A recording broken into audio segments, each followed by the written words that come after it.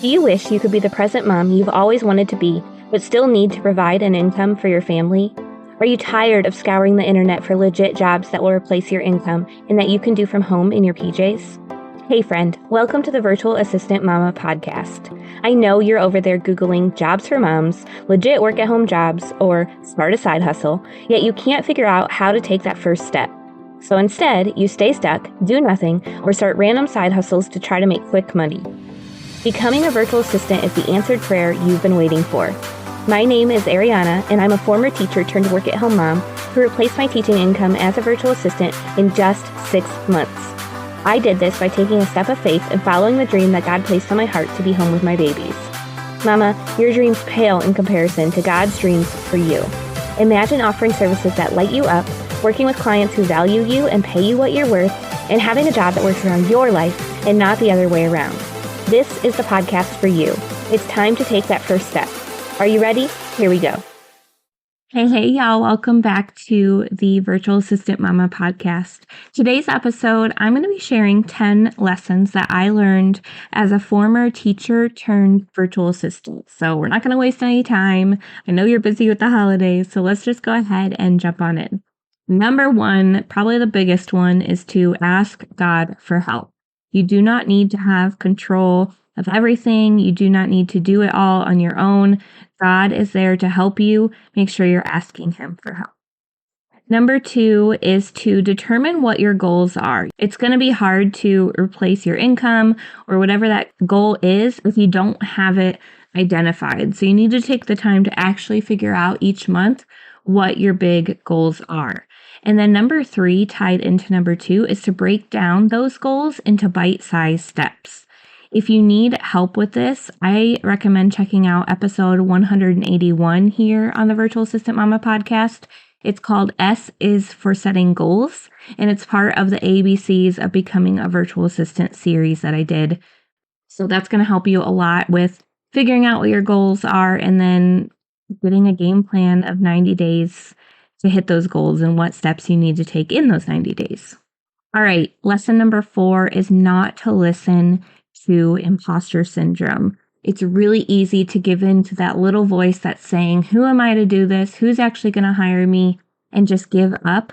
But what would happen if you just kept trusting, taking that step forward, working with some mindset strategies to help you move past that imposter syndrome? I just want you to think about what your life could look like if this dream you're chasing could actually come true. And that's going to encourage you to really work through that imposter syndrome. We all deal with it. We all face it, but it's the people who face it and don't give up that are going to be successful. The people who do give up, well, they're going to end up feeling stuck. And I don't want that for you. All right, number 5 is to check for alignment with your goals consistently. So as you're taking steps towards making that goal happen, I want you to check about once a month and just make sure you're on the right track towards hitting those goals and you haven't veered off course.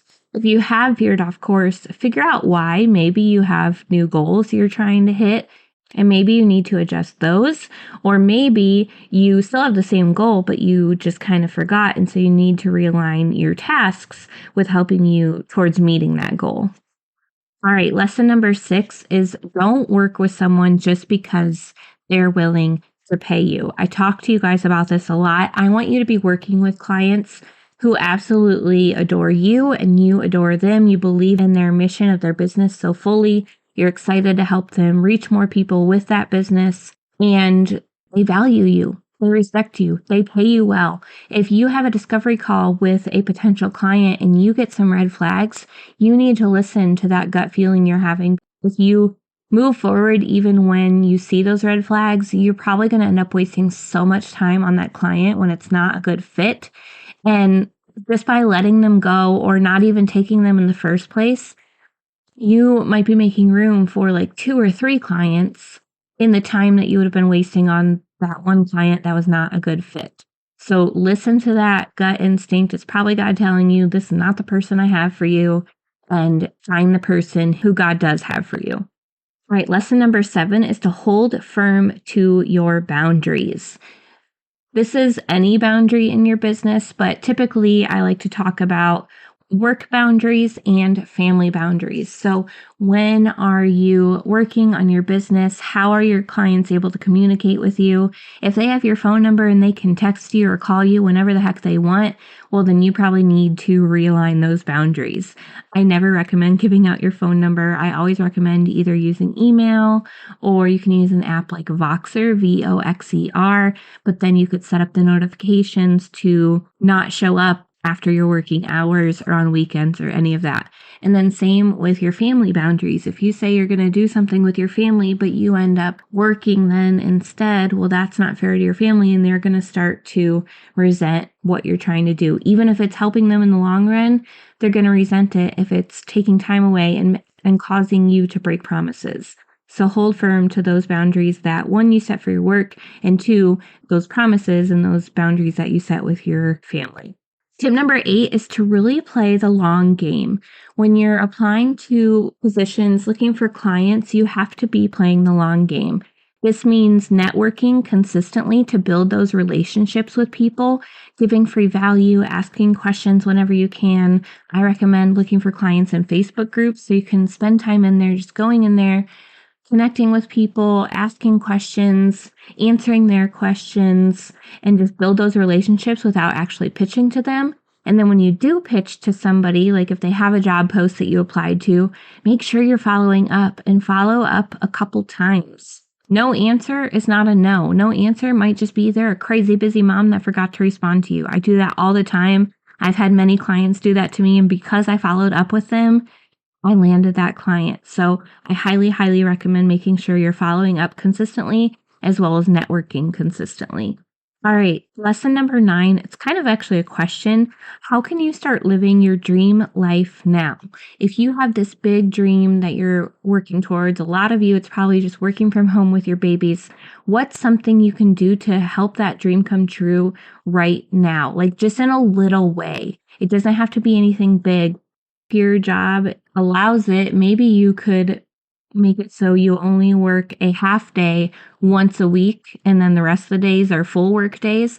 But on that half day, maybe the part where you're not working, you are just totally focused on your kids, doing something fun with them. That would help you just be so excited about that extra time you get with them that you're more likely to work towards the goal of being home with them all the time and just putting more effort into getting this business going. Okay, so it doesn't even have to be that big, but just think of something that will help you start living your dream life that you're working towards now in some small way. All right, the last lesson I have for you, lesson number 10, is to do one thing that scares you every day. If you're just sitting in that comfort zone, you're probably not really chasing your goals. You've got to do things that scare you, work towards making those goals come true, those dreams come true. And when you look back in a year from now, that's 365 days minus the weekends. I'll give you that as a freebie. But whatever that number is, 365 minus the weekends, that's how many scary things you've done. You're probably a lot closer to the dreams that have been placed on your heart. Okay, so I hope this episode was helpful for y'all. It is absolutely possible to leave your 9-to-5, leave your teaching job, whatever it is, and work from home as a virtual assistant. Be home with your babies, be the present mom you've always wanted to be. You just have to follow your heart, overcome that imposter syndrome, set those goals, hold your boundaries, play the long game, and do those things that scare you. Now, if you have been considering becoming a virtual assistant and you're still a little bit nervous, which I totally understand, I invite you to come and join our free workshop, The Number One Way to Start Working from Home, which is happening on January 11th. In that workshop, I'll be teaching you the 5 Ps of becoming a successful virtual assistant. I'll break down where to find paying clients, how to teach yourself new skills if you think you don't have any skills to be a virtual assistant, and literally all the things. So register for that at arianavernier.com/free-workshop, or you can find the link in the show notes. All right, y'all, I love you so much, and we will see you in the next episode. Thanks so much for hanging out with me today. I would love to bless you with a free gift as a thank you. All you have to do is leave a review of the show on Apple Podcasts, take a screenshot, and send it to podcast@virtualassistantmama.com. I'll send you a code so you can snag my virtual assistant toolkit for free. And don't forget to come hang out with us in our free community, facebook.com/groups/virtual assistant mama. I'm so honored to support you in your journey to becoming a virtual assistant. Until next week, y'all, keep following the dreams that were placed on your heart so you can be the present mama you've always wanted to be.